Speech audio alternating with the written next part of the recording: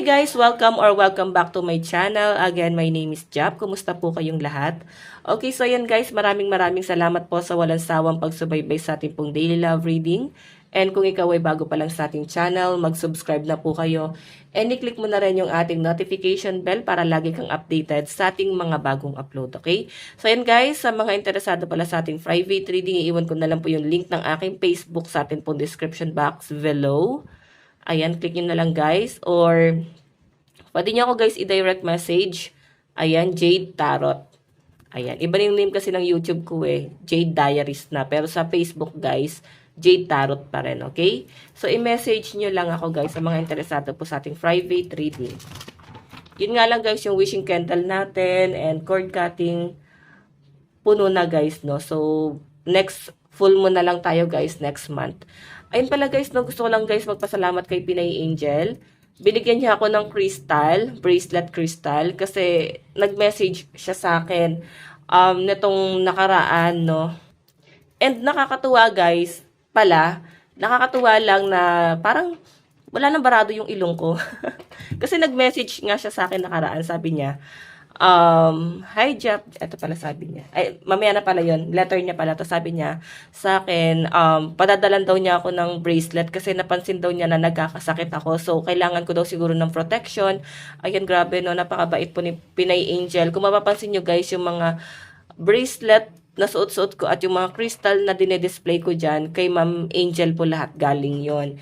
And ayan, ito pinadala niya sa akin. Kung mapapansin niyo guys, parang hindi na ako ngayon ngongo, hindi na ako inuubo masyado, pero at least hindi na barado yung ilong ko guys, no. And may lagayan pa siya at sobrang bango, at ito pa yung letter niya. Ayan, sabi niya, hi Jap, please welcome this beautiful crystal into your home. Thank you for your light. Always take care and God bless. Okay, so ayun yung date. Siguro ito yung date na pinadala niya sa akin at ngayon lang kasi dumating. Okay.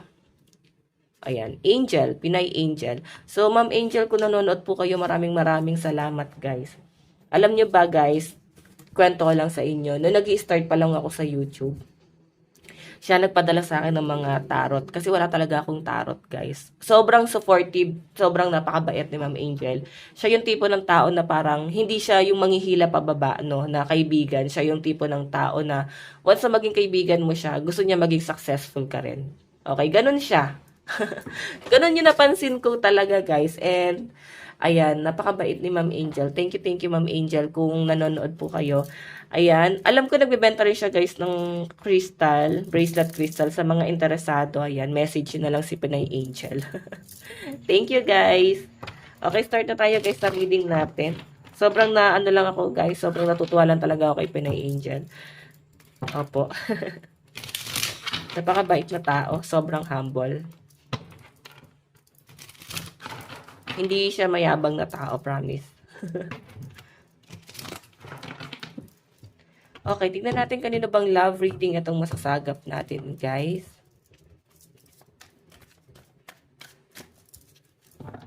Okay. So, guys, meron tayong 5 of Cups, disappointment, loss, hurt, sorrow, regret, depression. Yung iba sa inyo, guys, sa inyong energy. Actually, nakikita ko dito guys, ito yung energy mo, hindi ka masyado napapansin ng person mo. Hindi niya alam kung ano yung pinagdadaanan mo ngayon. Pero ito siya guys. Siya si 5 of Cups. No? Nakikita ko guys na nagkakaroon siya ng matinding disappointment. Nalulungkot din siya sa pagkawala mo, sa pagkahiwalay nyo. And ngayon guys, ay may depression dito. Maaaring na-depress. Nagkakaroon siya ng mga regret sa buhay niya. And nakikita ko guys, ayan, 4 of Wands, siguro nagplano kayo magpakasal. Hoping yung person mo na sana matuloy pa rin, maging maayos pa rin. Siguro meron kayo matinding pinagdadaanan ngayon ng person mo. Pero may nakikita ko dito guys, marriage, kasi pwedeng kasal kayo or baka magpapakasal kayo na tong taong to. Pero may gumugulo sa isip ni person, no? Siguro meron kayong pinagdadaanan ngayon at nalulungkot siya sa kung ano man yung pinagdadaanan nyo ngayon.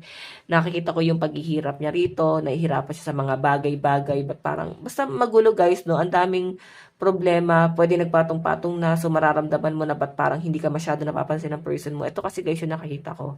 Okay? Tignan pa natin, meron tayong 8 of Pentacles, apprentice, skill, hard work, productive, and workaholic. Okay? nakikita ko guys, willing naman kayo parehas na i-workout pa rin tong relationship na to, no? Parang isalba, lalo na at kung kasal kayo or may mga plano kayo, as in, yung mga plano nyo guys, settled na siya, no? I think pinaghahandaan nyo na talaga yun sa future nyo dalawa. Meron tayong Six of Pentacles, charity, sharing, giving, receiving, justice, and begging. So, siguro ang nagiging conflict nyo rito guys is pera talaga. Yung matindi pinag-awayan nyo, pwedeng hindi ka masyado nasusuportahan ng person mo, though hindi ka masyado nangihingi ng support or tulong sa kanya. Financial kasi, nakikita mo naman, kaya mo naman, no? And ayaw mo din siguro maramdaman ng person mo na parang yun lang din yung hinahabol mo or kailangan mo sa kanya. And Five of Cups kasi guys, siguro mararamdaman mo parang biglang nagbabago yung person mo, parang nanlalamig. So, I think may mga gumugulo sa kanya na problema dito, guys. And, parang hindi ikaw yung problema eh. Hindi ikaw yung dahilan eh. Feeling ko ibang bagay to, guys. Nadadamay ka lang, kaya parang naapektuhan yung relasyon yung dalawa. Bottom of the deck, guys, Four of Swords, rest, recovery, meditation, planning, healing, and retreat. So, siguro ang kailangan mong gawin dito, hindi mo naman siya kailangan i-comfort, no? I think hayaan mo siya mag-isip. Baka kasi mas lalong lumala yung sitwasyon kung i-comfort mo tong taong to. Siguro, hayaan mo lang muna siya. Okay? So, ayan. Malakas ang earth sign eh. Capricorn, Taurus, Virgo, Aries, Leo, Sagittarius, Cancer, Pisces, Scorpio. Okay. Tignan pa natin, guys. Kunin natin tong card. Ito yung energy mo. Ito yung kay person. Okay. Ano yung nararamdaman mo kay person? Okay, nararamdaman ni person sa'yo, sorry. Nararamdaman ng person mo sa'yo. Nararamdaman ng person mo sa'yo. Nararamdaman. Nararamdaman ng person mo sa'yo.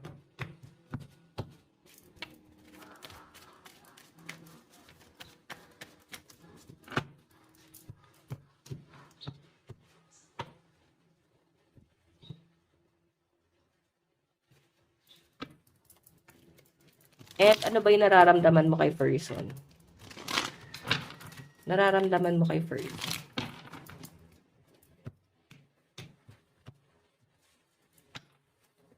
Okay.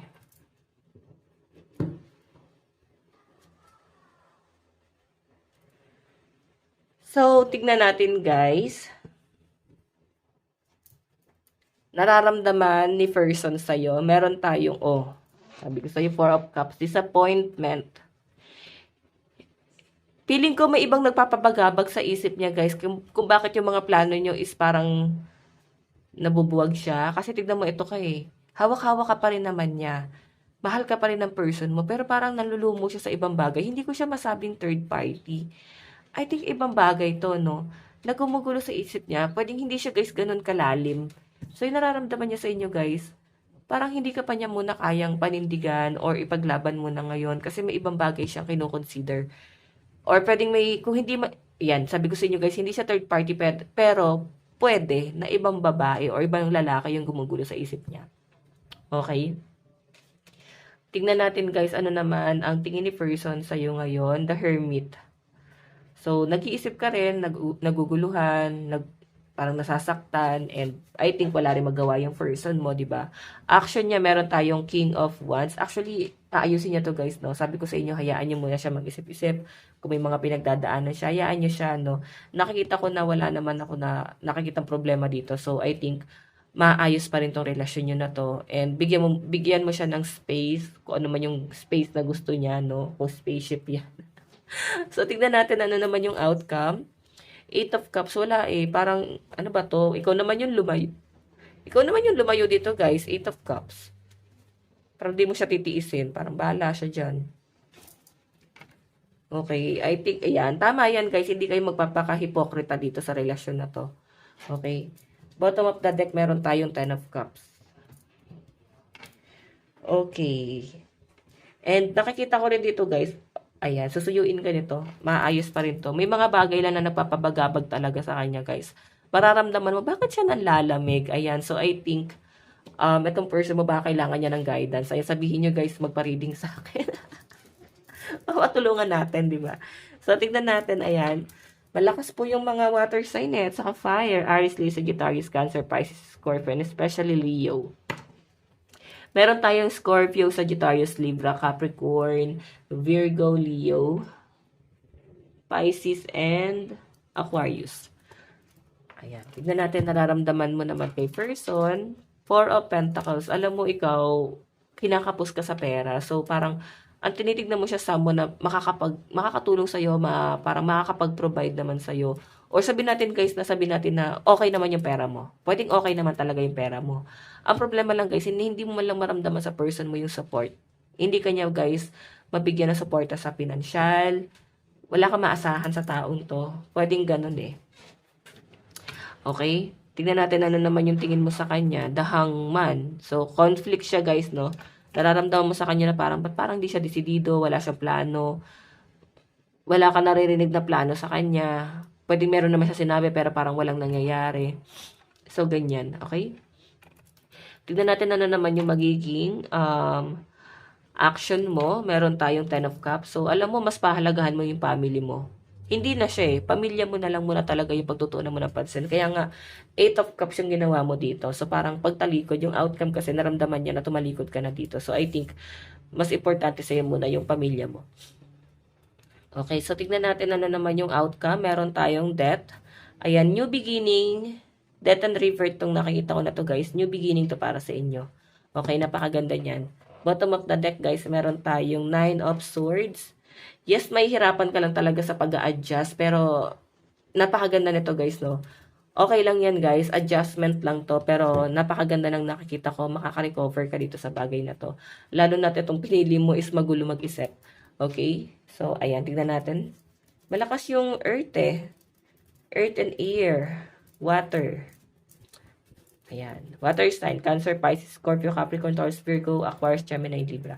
Pero tignan natin, guys, ano yung mga single sign. Meron tayong Gemini, Taurus, Aries, Leo, Capricorn, and Pisces dito sa side nyo, guys. Okay? Tignan natin. Kuha tayo, guys, ng tatlong card. Tatlong card. Saan napatungo yung relationship nyo? Sa gitna, sa ibabaw, at sa ilalim.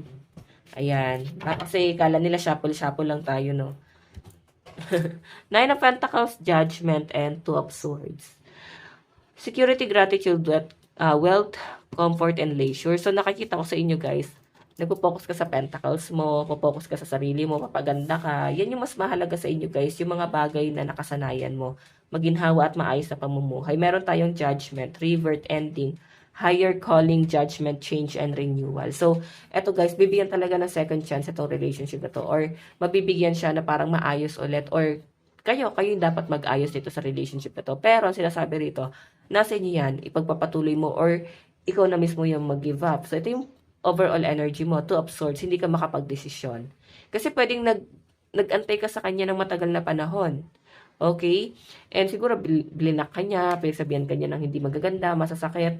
Yun yung nasasagap ko dyan, guys. And hindi ka makapag-decide ngayon. Okay? So, nasa iyo ang desisyon. Ayan. Hindi na para pahirapan pa ang mga nandito. Nasa iyo ang desisyon. Ano yung plano mo?